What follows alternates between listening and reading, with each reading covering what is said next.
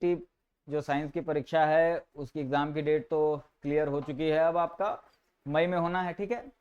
और उसकी तैयारी में मैंने एक वीडियो में आपको बताया था, ठीक है, कि उसकी तैयारी करते समय कौन कौन से चैप्टर्स पर हमें ध्यान देना होता है, सबसे ज्यादा ध्यान किन चैप्टर्स पर देना होता है। देखिए एग्जाम की तैयारी हम लोग करते हैं, ठीक है, बहुत से लोग बहुत मेहनत करते हैं, बहुत ज्यादा एकदम लगे रहते हैं, ठीक है, 4 साल 5 साल 6 साल एकदम रगड़ते रहते हैं, कहीं कुछ हो नहीं पाता है। अच्छा, कुछ लोग ऐसे होते हैं जो थोड़ी सी मेहनत करते हैं या 3-4 महीने ढंग से पढ़ लिया, कुछ एनालिसिस कर ली, कुछ रिसर्च कर लिया, मतलब पढ़ाई वाला ही, ठीक है, और उनका एग्जाम जो है सारे एग्जाम लगभग क्लियर हो जाते हैं थोड़ी सी कम मेहनत में भी, ठीक है। दोनों की चीजों में थोड़ा सा अंतर होता है, तैयारी में थोड़ा सा अंतर होता है। एक आदमी बड़ा हार्ड वर्क कर रहा है और एक आदमी हार्ड वर्क तो कर रहा है, साथ ही साथ स्मार्ट वर्क भी कर रहा है। देखिए केवल स्मार्ट वर्क से काम नहीं चलेगा, कंपटीशन है ना, तो हार्ड वर्क के साथ साथ स्मार्ट वर्क भी करना पड़ेगा, ठीक है। अच्छा, स्मार्ट वर्क क्या है कि कौन कौन से चैप्टर्स आपको पढ़ने हैं, कौन कौन से चैप्टर्स ऐसे हैं जिनको छोड़ने हैं। अगर पूरे चैप्टर्स मिला लिए जाएं बेटा, टीजीटी और पीजीटी के एग्जाम अगर आप दे रहे हैं तो आपको क्लास 10 से लेकर के एमएससी तक के क्वेश्चंस को टच करना पड़ेगा। तो इतने ज्यादा जो है चैप्टर्स हो जाते हैं, इतना लंबा सिलेबस हो जाता है कि आदमी थोड़ा सा तो दिक्कत उसको होती है, ठीक है। और अगर पढ़ाने के टच में नहीं है, पढ़ने के नहीं, मैं पढ़ाने के बोल रहा हूं, पढ़ाने के टच में अगर नहीं है तो उसके लिए और ज्यादा मुश्किलें आ जाएंगी, ठीक है। तो हमें कुछ चैप्टर्स जो बहुत ज्यादा इंपॉर्टेंट नहीं होते, इंपॉर्टेंट कहने का मतलब है कि इससे 1 या 2 क्वेश्चन आएंगे, उनको छोड़ देना होता है या उन पर उतना ध्यान नहीं देना होता है। जिन चैप्टर से ज्यादा क्वेश्चन आते हैं हमें ध्यान उस पर देना होता है। तो उसी कड़ी में आज हम लोग पढ़ेंगे आवर्त सारणी यानी कि पीरियोडिक टेबल के बारे में। पीछे ये जो पोस्टर लगा हुआ है इससे आपको इतना तो क्लियर हो गया होगा कि आज हम लोग पीरियोडिक टेबल के बारे में ही जानेंगे, बेसिक सी चीजें एकदम शुरुआत से। हाँ, सामने आपके मॉडर्न पीरियोडिक टेबल है, आधुनिक आवर्त सारणी है, तो हम आधुनिक आवर्त सारणी के ही बारे में जानेंगे। आप कहोगे क्यों भैया, कहे जो इसका इतिहास नहीं पढ़ा? इतिहास से क्वेश्चन कम आते हैं, आधुनिक आवर्त सारणी से ही ज्यादा प्रश्न पूछे जाते हैं। इतिहास वाले वीडियो भी पढ़ जाएंगे, ठीक, इतिहास वाले वीडियो भी पढ़ जाएंगे। इतिहास मैंने पीरियोडिक टेबल कहाँ से जन्मल, कहाँ से भाई कौन पहला आवर्त सारणी बनाया, क्या किया, वो सारे वीडियो भी पढ़ जाएंगे, लेकिन उससे उतने ज्यादा प्रश्न नहीं आते हैं। अभी शुरुआत की तैयारी है तो हम लोग कुछ ऐसी जो है चीजें पढ़ेंगे जिनसे क्वेश्चन आते हैं, ताकि जब आप जैसे कुछ थोड़ा सा पढ़ते हैं, ठीक, फिर लगातार क्वेश्चन लगाओ जाए, क्वेश्चन लगाओ जाए, है तो लगाने जाएंगे क्वेश्चन, एक को सवाल आएगा नहीं तो कान का पढ़ोला से है और पता नहीं क्या बता के चला गया है, क्वेश्चन तो फंस ही नहीं रहा है, ठीक। तो ऐसी चीजें शुरुआत में हम लोग पढ़ लें जिनसे क्वेश्चन आपको लगे कि हाँ यार पिछले 8-10 एग्जामों में आया है। तो इसमें सबसे ज्यादा इंपॉर्टेंट है आपका आवर्त सारणी, ठीक है। तो अब शुरुआत करते हैं, ठीक है, स्टार्ट करते हैं। देखिए आवर्त सारणी बनाई क्यों गई थी, ठीक है, वो तो पता ही है। जो तत्व थे हमारे रसायन विज्ञान में जिनके बारे में पढ़ते हैं भाई, वो तत्व ही है। तत्वों को उनके गुणधर्मों के आधार पर व्यवस्थित करके एक अरेंजमेंट बनाया गया, एक सारणी बनाई गई जिसमें तत्वों को उनके गुणधर्मों के आधार पर एक जैसे गुणधर्म वाले तत्वों को एक पास रखा गया, एक जैसे गुणधर्म वाले तत्वों को एक पास रखा गया, कुछ ऐसा एक सारणी बनाई गई, ठीक है। तो ये बेसिक चीजें तो लगभग आप थोड़ा बहुत जान रहे होंगे अगर आप कंपटीशन की तैयारी कर रहे हैं तो, ठीक है। तो हम लोग थोड़ा सा एक लेवल ऊपर से शुरुआत करते हैं। देखिए आधुनिक आवर्त सारणी में 2 चीजें हैं, एक आपका है आवर्त, ये आपका है आवर्त, मतलब ये जो हॉरिजॉन्टल लाइंस है, ठीक है, ये हॉरिजॉन्टल लाइंस है, ये क्या है आपके आवर्त। और ये जो वर्टिकल लाइंस हैं ऊपर से नीचे की तरफ, ये हैं आपके समूह, ठीक है। यानी कि जो हॉरिजॉन्टल लाइंस है उनको कहा गया पीरियड्स और ग्रुप्स कहा गया जो वर्टिकल लाइंस है। यानी कि there are 7 periods and 18 vertical columns in our modern periodic table. मतलब समझ में आ रहा है, हमारी आधुनिक आवर्त सारणी में 7 ऊर्ध्वाधर यानी कि हॉरिजॉन्टल लाइन है और 18 वर्टिकल कॉलम भी हैं, ठीक है। तो 7 ऊर्ध्वाधर हॉरिजॉन्टल और 18 वर्टिकल। अब इसी में हमारा पूरा का पूरा आवर्त सारणी है, ठीक है। ये लंबा जाएगा वीडियो, ठीक है, लंबा जाएगा मतलब ये हो सकता है वीडियो छोटा हो, ठीक है, लेकिन ये जो टॉपिक है ये आपका कई पार्ट्स में हो जाएगा, बहुत लंबा हो जाएगा तो कई पार्ट्स में इसको कर देंगे। लेकिन हम लोग इस तरह से पढ़ाई करेंगे कि अब नहीं तो भैया कभी नहीं, ठीक है। मतलब एक एक चीज, एक एक डिटेल हम लोग लेकर के चलेंगे और लास्ट में इससे आए जितने भी क्वेश्चन हैं पिछले 8-10 सालों में वो हम लोग सब सॉल्व कर लेंगे, ठीक है। तो पहले पीरियड वाइज हम लोग स्टडी करते हैं, ठीक है। पीरियड वाइज जो फर्स्ट पीरियड है, फर्स्ट पीरियड इसमें आप लोग देखेंगे भैया यही ना जा रहा है। जो फर्स्ट पीरियड है इसमें आपका है हाइड्रोजन और हीलियम, यानी कि ये बहुत छोटा है, तो इसको अति लघु आवर्त यानी कि वेरी शॉर्ट पीरियड कहा जाता है। देखो एक काम करो, चाहे हिंदी मीडियम से हो चाहे अंग्रेजी मीडियम से, कौन मीडियम से हो, एक कॉपी और एक पेन लेकर के भैया बैठ जाओ, ठीक है। एक कॉपी और एक पेन लेकर के बैठ जाओ, जो बोलते जा रहे हैं बात दिल को अच्छी लगे तो नोट करते जाना, केमिस्ट्री में नोट्स ही काम आते हैं एट द एंड। तो हाइड्रोजन और हीलियम यानी कि पहले आवर्त में फर्स्ट पीरियड में दो ही एलिमेंट हैं, दो ही तत्व हैं, हाइड्रोजन और हीलियम। तो इनको हम लोग वेरी शॉर्ट पीरियड भी कहते हैं, वेरी शॉर्ट पीरियड, ठीक, यानी कि अति लघु आवर्त कहा जाता है, ठीक है। बस आवर्त के बारे में इतना जानना है। दूसरा जो आवर्त है उसमें लिथियम, बेरिलियम, बोरॉन से लेकर के आपका नियॉन तक, ठीक है, 8 तत्व देखने को मिल रहे हैं। यानी कि देखेंगे दूसरे और तीसरे में 8 एलिमेंट हैं, 8 तत्व हैं, तो इनको हम लोग शॉर्ट पीरियड कहते हैं। शॉर्ट मतलब छोटा, ठीक है, 8 तत्व हैं तो इनको लघु आवर्त कहा जाता है, ठीक। अब चौथे और पांचवें में अगर आप देखेंगे, गिनेंगे तो कितने हैं आपके, 18 तत्व हैं। यहां पर देखिए पोटेशियम से स्टार्ट है, पोटेशियम से लेकर के आपका क्रिप्टन तक, पोटेशियम से लेकर के क्रिप्टन तक टोटल 18 तत्व। इनको कहा जाता है दीर्घ आवर्त, ठीक है। इनको क्या कहते हैं, दीर्घ आवर्त यानी कि लॉन्ग पीरियड, इनको कहा जाता है लॉन्ग पीरियड यानी कि दीर्घ आवर्त, ठीक है। चौथे और पांचवें दोनों को कंबाइंडली, ठीक। अब हम लोग देखते हैं जो छठवां पीरियड है, ठीक है। ये जो छठवां पीरियड है इसमें आपके यहां पर आपको देखने में लग रहा होगा कि भैया 18 ही तत्व हैं, लेकिन छठवें आवर्त में तो टोटल आपके तत्व हैं, छठवें आवर्त में वो आपके हैं 32 तत्व। छठवें आवर्त में आपके टोटल कितने तत्व हैं, 32 तत्व, यानी कि there are 32 elements in 6 period. छठे आवर्त में 32 तत्व है, 32 एलिमेंट है। कैसे देखा जाए, यहाँ सीजियम से स्टार्ट हुआ है, सीजियम से स्टार्ट होकर के रेडॉन तक आपका यहाँ पर तो 18 दिख रहे हैं, लेकिन बीच में यहाँ पर ध्यान से सुनिएगा, लैंथेनम 57 के बाद से स्टार्ट करें अगर सीरियम से लेकर के ल्यूटेटियम तक, तो यहाँ पर 14 तत्व हैं। ध्यान से सुनना भाई, जो 14 तत्व हैं उन 14 तत्व को इसी जगह पर रखा गया है। इन 14 तत्व की पोजीशन यही है, छठवें आवर्त में तीसरे समूह में यही जगह यहाँ पे ये 14 तत्व रखे गए हैं। अब कहोगे सर जी ये कैसे संभव है, तो इसको हम लोग आवर्त सारणी की एक कमी भी मान सकते हैं और एक तरह से एक अच्छाई भी मान सकते हैं। कमी इसलिए कि भैया कुछ ऐसा एडजस्टमेंट किया जाता कि बाहर में रखना पड़ता, और अच्छा इसलिए कि अंदर रख देते तो आवर्त हमारा इधर फैल जाता, सारे गुणधर्म इधर उधर गड़बड़गिंजा हो जाते, ठीक है। तो ये अच्छाई भी है और एक तरह से कमी भी है, ठीक है। अब जैसे कोई भाई छोटा सा बच्चा होता है तो माँ बाप क्या करते हैं, उसकी सफलता के लिए, उसको अच्छा इंसान बनाने के लिए बाहर भेज देते हैं पढ़ने के लिए। तो एक तरह से अच्छाई भी है, भाई बच्चा है अपना बाहर जा रहा है, पढ़ लिख रहा है, अच्छा इंसान बन रहा है, सफल हो रहा है, पैसे कमा रहा है। अब बुरा इसलिए है कि भाई जब ग्रोइंग एज में बच्चों को माँ बाप की जरूरत रहती है तो माँ बाप उसके पास नहीं रहते। तो वही हाल यहाँ पर भी है, बाहर रखा गया है, ठीक है, अंदर रखेंगे तो पूरा इधर का उधर हो जाएगा, गड़बड़गिंजा हो जाएगा, सारे जो है गुणधर्म इधर उधर मिक्स हो जाएंगे। अब बाहर रखेंगे तो भाई आवर्त सारणी हमारी ठीक नहीं लग रही है, लेकिन बाहर रखना ही सही रखा गया, ठीक है। बाहर नहीं रखा जाता तो ज्यादा गड़बड़ जाता। तो आवर्त सारणी में इन 14 तत्वों को कहाँ रखा गया है, इस जगह पर रख दिया गया है, छठवें आवर्त में और तीसरे समूह में, छठवें आवर्त और तीसरे समूह में। क्लियर है। इनको कहा गया है लेंथेनाइड्स, इनको क्या कहा जाता है, लेंथेनाइड्स कहा जाता है, ठीक है। इन 14 तत्वों को लेंथेनाइड्स कहा जाता है, ठीक है। डीप स्टडी भी इसकी करेंगे हम लोग, लेंथेनाइड और एक्टिनाइड, ये जो है नीचे वाला एक्टिनाइड है, इसको हम लोग अलग से भी पढ़ेंगे, पूरा आवर्त सारणी हम लोगों को पढ़ना है, ठीक है। एक पूरी प्लेलिस्ट बनेगी इसकी, ठीक। तो कहीं से भी कोई भी चीज छूटे नहीं, इसका ध्यान रखना है। तो लेंथेनाइड हमारा ये 14 तत्व हैं, ठीक है।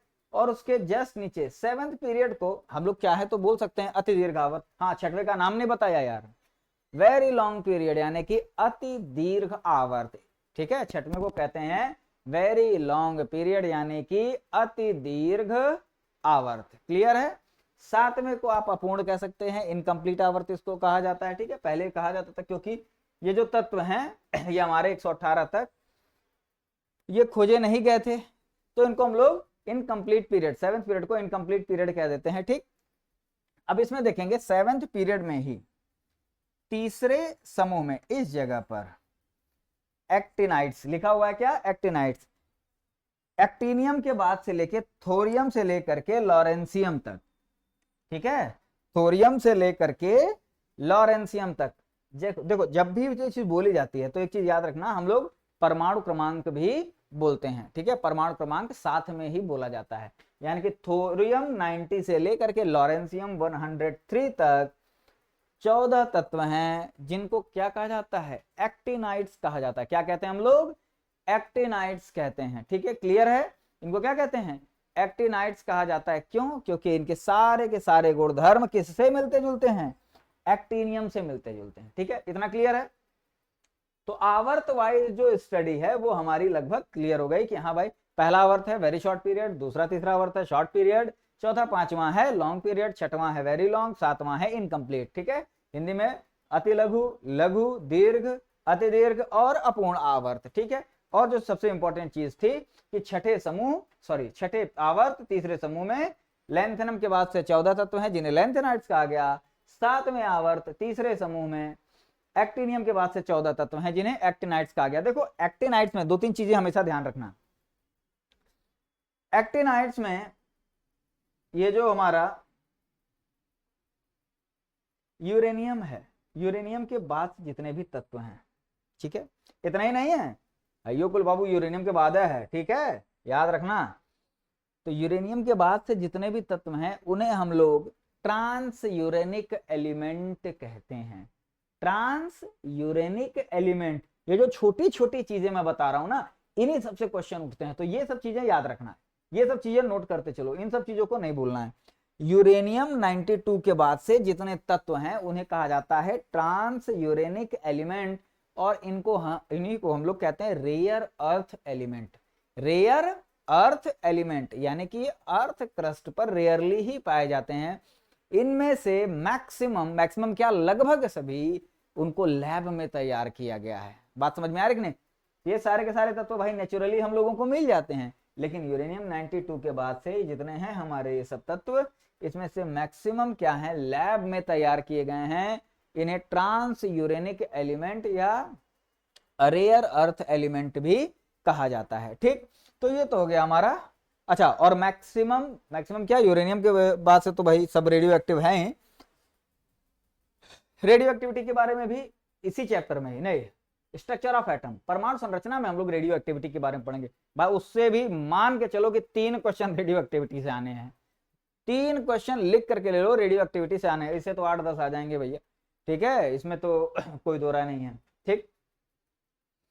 तो जितने भी एक्टिनाइड्स होते हैं सब के सब क्या होते हैं, ये सब के सब रेडियो एक्टिव इन नेचर होते हैं। रेडियो एक्टिव का मतलब इनसे रेडिएशन निकलता है, इनका जो नाभिक होता है, इनका जो न्यूक्लियस होता है वो अनस्टेबल होता है। तो अब रेडियो एक्टिविटी शुरू करेंगे तो वो एक अलग दिशा में चला जाएगा। तो इतना जान लो कि रेडियो एक्टिव कौन होता है, एक्टिनाइड्स। एक्टिनाइड्स सारे के सारे क्या होते हैं, रेडियो एक्टिव। तो ये था हमारा आवर्त वाइज स्टडी, ठीक है। तो उम्मीद है थोड़ा बहुत हल्का फुल्का नोट्स तो बनाए होंगे, ठीक। अब इसके बाद हम लोग क्या करते हैं कि ग्रुप वाइज चलते हैं, और group wise study will take time. समझ में आ रही बात कि नहीं। तो ग्रुप वाइज स्टडी थोड़ा सा समय लेगी, ठीक है, क्योंकि जो प्रश्न उठते हैं वो ग्रुप वाइज ही ज्यादातर उठते हैं, क्योंकि ग्रुप वाइज हम एक एक तत्व के बारे में पढ़ेंगे, ठीक है। फिर भी एक मोटा मोटी एक भाई पहले लेक्चर में सारे समूहों के बारे में थोड़ी थोड़ी बहुत जानकारी दे दी जा रही है, उसके बाद हम लोग डीप स्टडी एक एक समूह के बारे में करेंगे, ठीक है।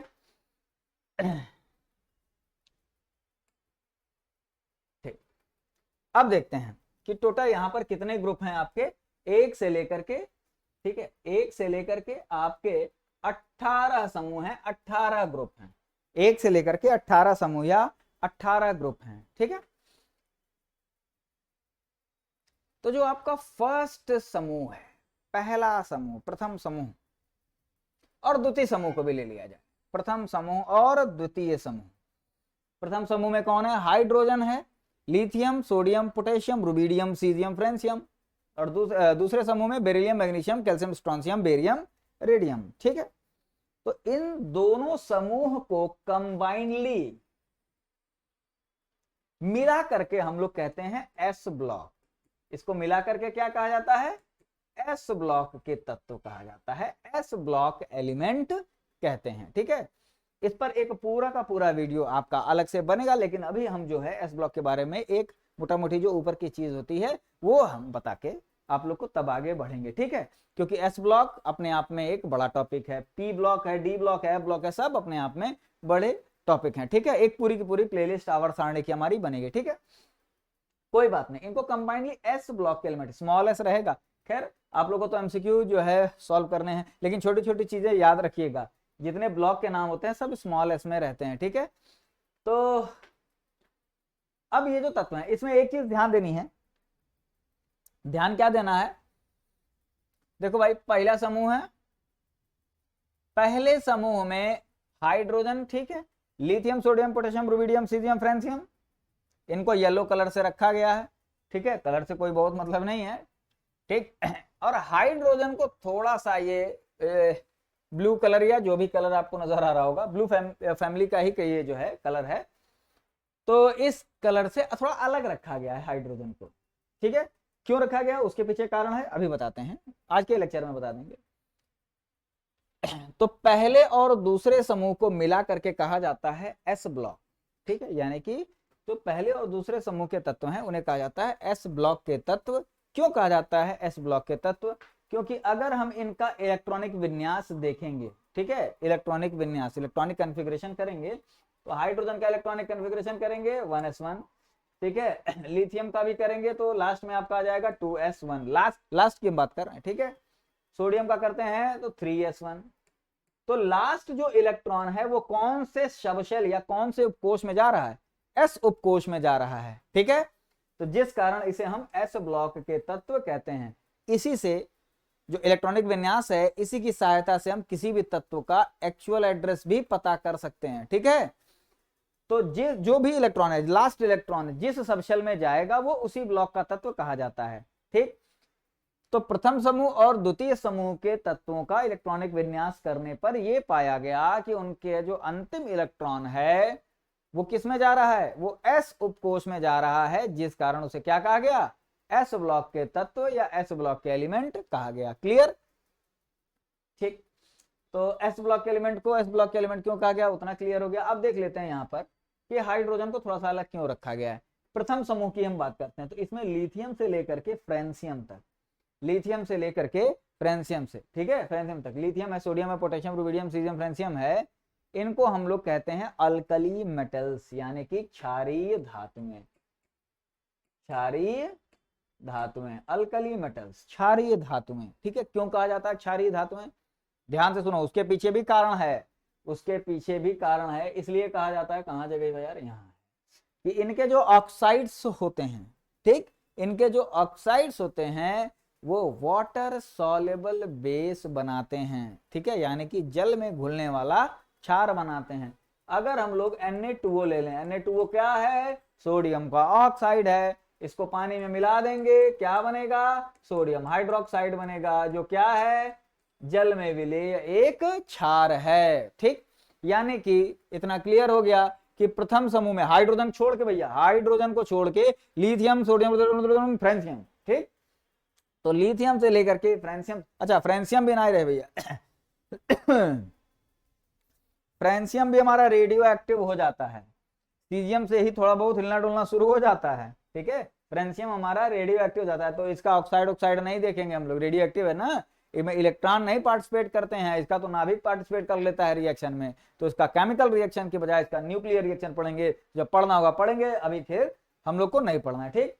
तो लेकिन हाँ क्षारीय धातुओं में इसको हम लोग रखते हैं, ठीक है, यानी कि इसका जो ऑक्साइड होगा वो वाटर सॉल्युबल बेस बनाता है, जिस कारण इसको क्षारीय धातुएं भी कहा जाता है। तो इतना क्लियर हो गया। तो ये सब चीजें, छोटी छोटी चीजें नोट करते चलना, ठीक। अच्छा, अगर वीडियो बहुत लेंदी लग रहा हो तो 1x या 2x की स्पीड पर इसको बढ़ा करके भी सुन सकते हो, ठीक है, कोई दिक्कत नहीं है।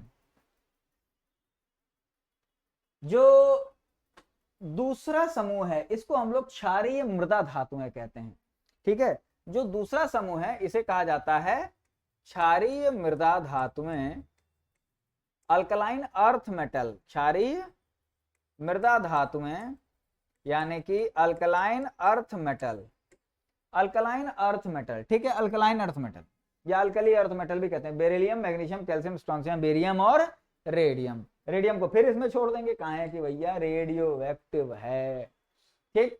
तो बेरिलियम से लेकर के बेरियम तक हम लोग क्या कहते हैं, क्षारीय मृदा धातु है। क्षारीय क्यों कहते हैं, इतना क्लियर हो गया होगा, क्योंकि इसका जो ऑक्साइड होगा, जैसे मान लें मैग्नीशियम के ऑक्साइड है MgO, पानी में घोल दो, क्या बन गया, मैग्नीशियम हाइड्रोक्साइड,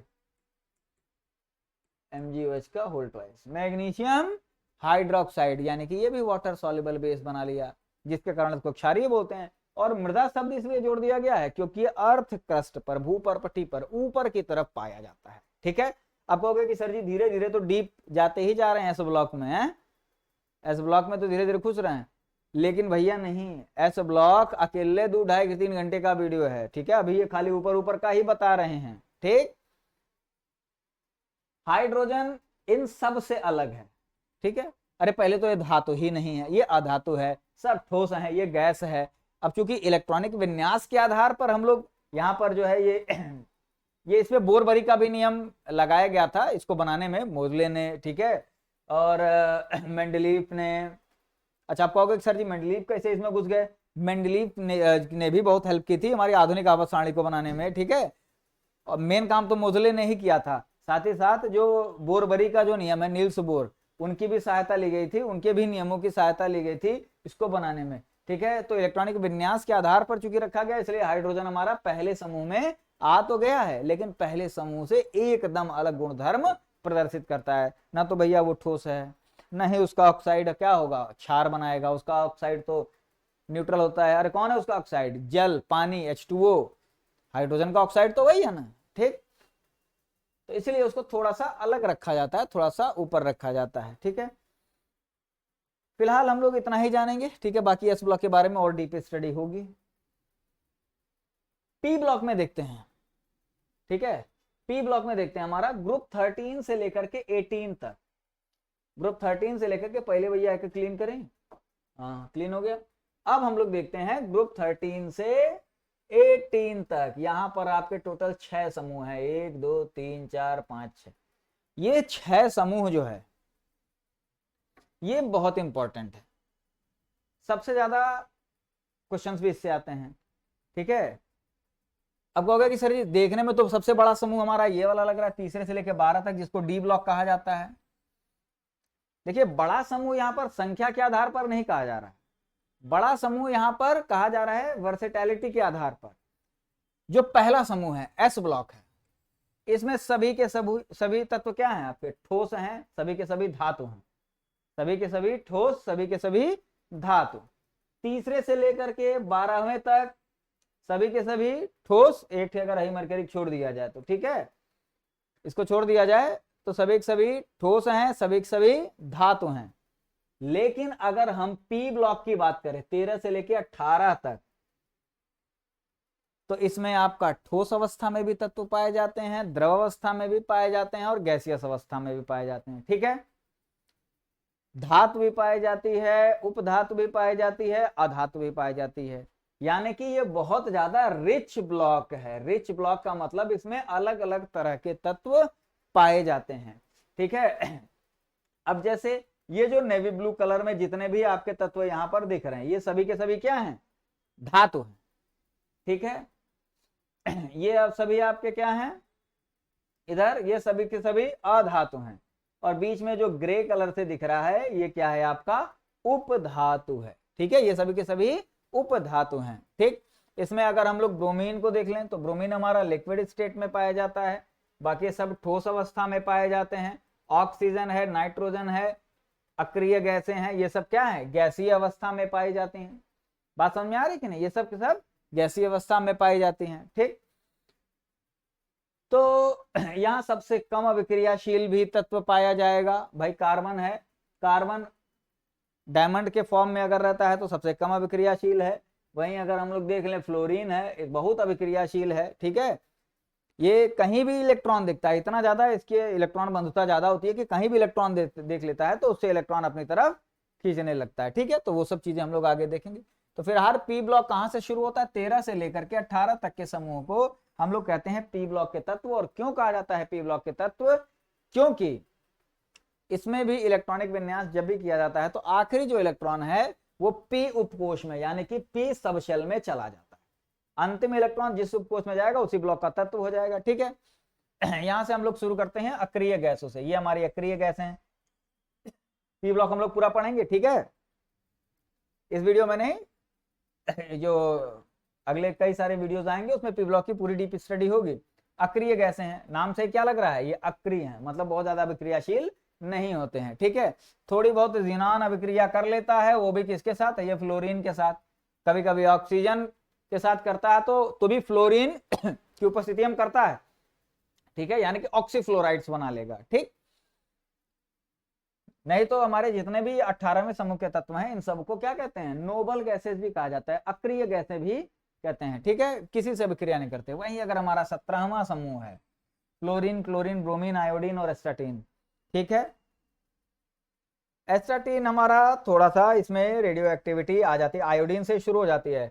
आयोडीन का ही एक हमारा आइसोटोप है, ठीक है, जो आपका कैंसर के लिए उसके इलाज के लिए इस्तेमाल करते हैं, तो उसका भी एक आइसोटोप रेडियो एक्टिव है, ठीक है। तो ये रेडियो एक्टिव हो जाता है, तो हम लोग फ्लोरीन से लेकर के आयोडीन तक इनको हम लोग कहते हैं हैलोजन। इनको क्या कहते हैं, हैलोजन, ठीक है। ये बहुत ही जो है अभिक्रियाशील अधातुएं होती हैं, ठीक है। 16वें समूह में इनको चैल्कोजन कहा जाता है, बहुत ज्यादा जानने की जरूरत नहीं है इसमें, उससे कुछ प्रश्न नहीं आएंगे। और ये ऑक्सीजन फैमिली हो गया आपका, नाइट्रोजन फैमिली हो गया, कार्बन फैमिली हो गया और बोरॉन फैमिली हो गया, ठीक है। जो पहला आपका तत्व है उसी के नाम पर ही पूरे के पूरे समूह का नाम हम लोग रख देते हैं, ठीक है। ऊपर से नीचे आने पर कौन कौन से गुणधर्म घटते बढ़ते हैं, ये सारी चीजें भी अभी हम लोग देखेंगे, ठीक है, इसी वीडियो में ही। अब हम लोग देख लेते हैं डी ब्लॉक कहां से कहां तक है। डी ब्लॉक हमारा तीसरे समूह से लेकर के 12वें समूह तक क्या है, हमारा डी ब्लॉक है। टोटल इसमें 10 समूह हैं और ये पूरा का पूरा, ये सब के सब हमारा धातु हैं, बहुत ज्यादा अभिक्रियाशील नहीं होते हैं, इसीलिए ये हमारे ज्यादा काम के भी होते हैं, ठीक है। अब हो गए सर जी अभिक्रियाशील नहीं है तो काम के कैसे हो गए, अरे भाई इनकी धात्विक प्रॉपर्टी को हम इस्तेमाल करते हैं। सोडियम बहुत अच्छी धातु है, ठीक है, बहुत अच्छी धातु है, लेकिन इतनी ज्यादा अभिक्रियाशील है कि हम इसका इस्तेमाल धातु के रूप में नहीं कर सकते हैं। लेकिन वहीं अगर हम लोग आयरन की बात करें, कोबाल्ट की बात करें, कॉपर की बात करें, जिंक की बात करें, तो ये सब क्या है। और यहाँ पर भी चलेगा भैया, गोल्ड की बात कर लो, सिल्वर की बात कर लो, मरकरी की बात कर लो, ठीक है, इनके धात्विक गुणधर्मों को हम लोग बड़े आराम से इस्तेमाल कर सकते हैं। तो ज्यादातर डेली लाइफ में, दैनिक जीवन में इस्तेमाल होने वाली जो धातुएं हैं वो आपको डी ब्लॉक में ही मिलेंगी। हालांकि एस ब्लॉक के धात्विक गुणधर्म ज्यादा अच्छे होते हैं, लेकिन फिर भी हम उनको इस्तेमाल नहीं कर सकते क्योंकि वो बहुत ज्यादा अभिक्रियाशील होते हैं। तो ये तो हो गया डी ब्लॉक। बाकी ये जो हमारा लेंथेनाइड और एक्टिनाइड हमने बताया है, ठीक है, लेंथेनाइड और एक्टिनाइड बताया है। ये लेंथेनाइड और एक्टिनाइड को कंबाइंड ही हम लोग बोलते हैं एफ ब्लॉक के तत्व, और इनका पता तो बताया है मैंने अभी थोड़ी देर पहले बताया है। छठा आवर्त तीसरा समूह लेंथेनम 57 के बाद से सीरियम 58 से लेकर के ल्यूटेटियम 71 तक। 7वां आवर्त तीसरा समूह एक्टिनियम 89 के बाद से थोरियम 90 से लेकर लॉरेंसियम 103 तक। टोटल 28 तत्व हैं जिनको एफ ब्लॉक के तत्व कहा जाता है, ठीक है। तो ये तो हो गया हमारा एक आवर्त सारणी का ऊपर ऊपर। अब इसके बाद हम लोगों को देखना है थोड़ा सा आवर्ती गुणधर्म, ठीक है, तत्वों के आवर्ती गुणधर्मों को देखना है, ठीक है। तो अब